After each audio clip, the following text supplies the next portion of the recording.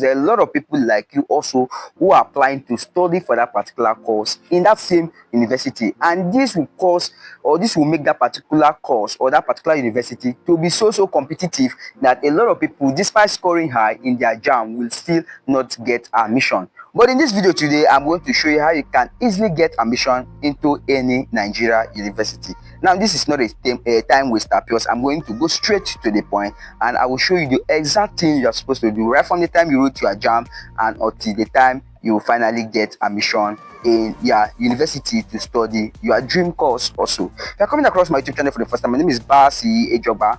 I'm a founder level student at the University of Calabar studying medical laboratory science, and my channel helps you level up the academic game. I also share photos on this channel focusing on personal development. So if you love content like this, please don't forget to hit on the subscribe button so I can continue getting updates anytime I drop videos like this, and so that you can help me grow. And just like I've said, I'm going to show you how you can easily get admission into any Nigeria university. First of all is that you have to write your JAMB. Right, you have to write the JAMB because JAMB governs as far as any university is located in a country known as Nigeria in Africa, West Africa, then you need to write JAMB. Then after writing your JAMB, you understand, let's say for 1 week later or 1 week after writing your JAMB, you are going to get your JAMB results by sending results, UTME result of 55019 or 66019, right? Now after sending this result, you get to see a result, right, which is your score. Now, after getting this score, you have to immediately go and check out the cutoff mark for the course you apply for. Let's just say, okay, you apply for medicine and surgery and you wrote the exam and you scored up to, let's say, score 260. You understand? And you apply for a particular, so let's say University of Calabar, and you actually didn't know their cutoff mark, right? The moment you see your score, then I believe that's an opportunity for you to go and check out their cutoff mark. You can say, okay, go to Google, right, and check out, okay, cutoff mark for University of Calabar, medicine and surgery.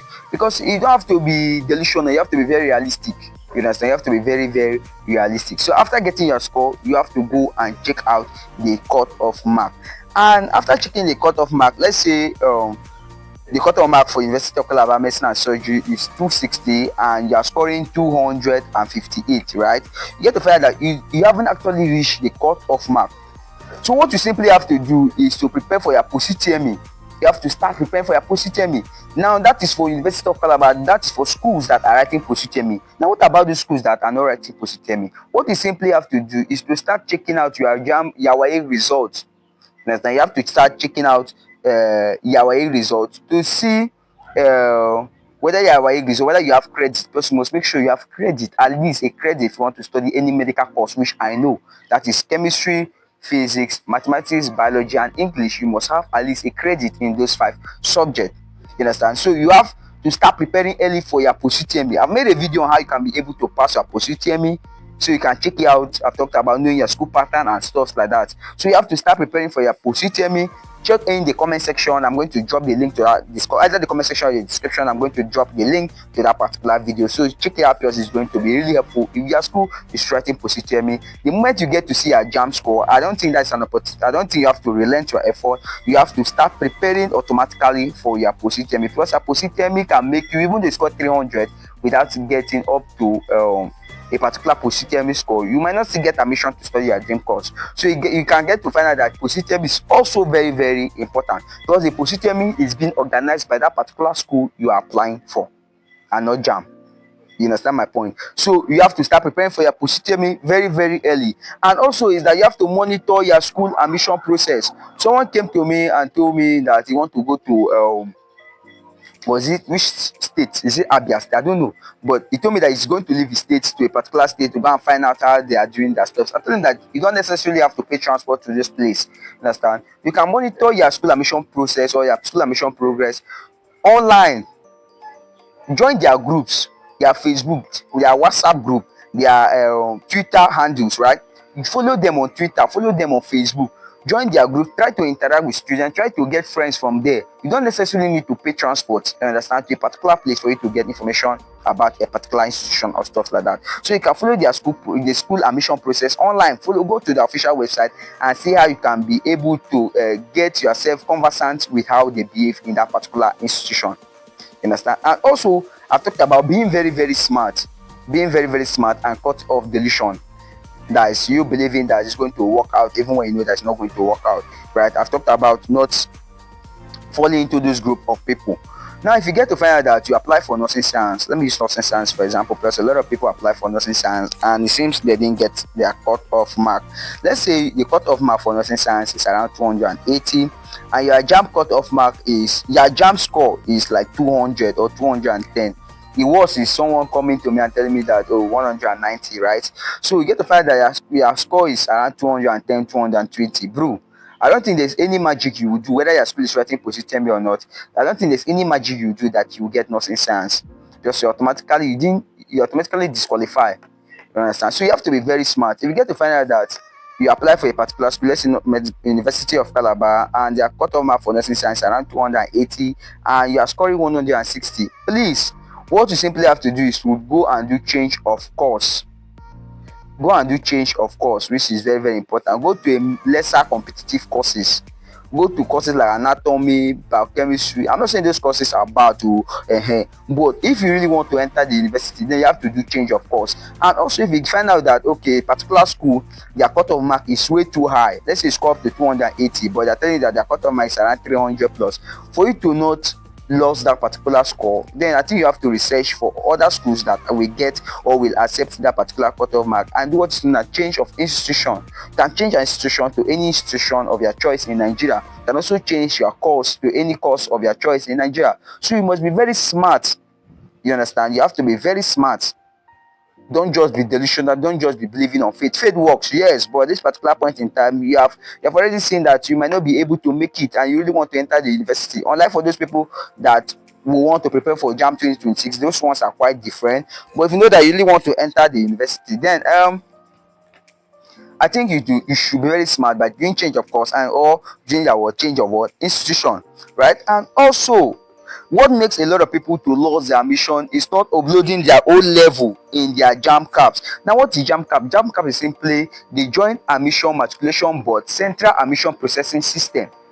So that is where everything concerning your admission processing is being done. And if you don't upload your YA results, then you will not, JAMB will not be able to, or the school will not be able to give you admission, whether the school is writing post-UTME or whether they are not writing post-UTME, that's using their online screening, right? Because especially if they are using their online screening, they need to screen your YA result and screen your YA result, your NICO result, and also screen your JAMB scores so that they can see whether you're automatic or whether you're really qualified to get that particular course.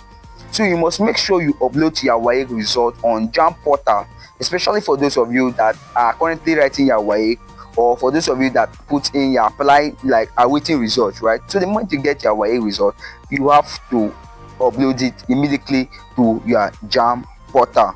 And also you have to make sure you monitor your JAMB caps, because as far as admission is concerned, admission does not wait for you.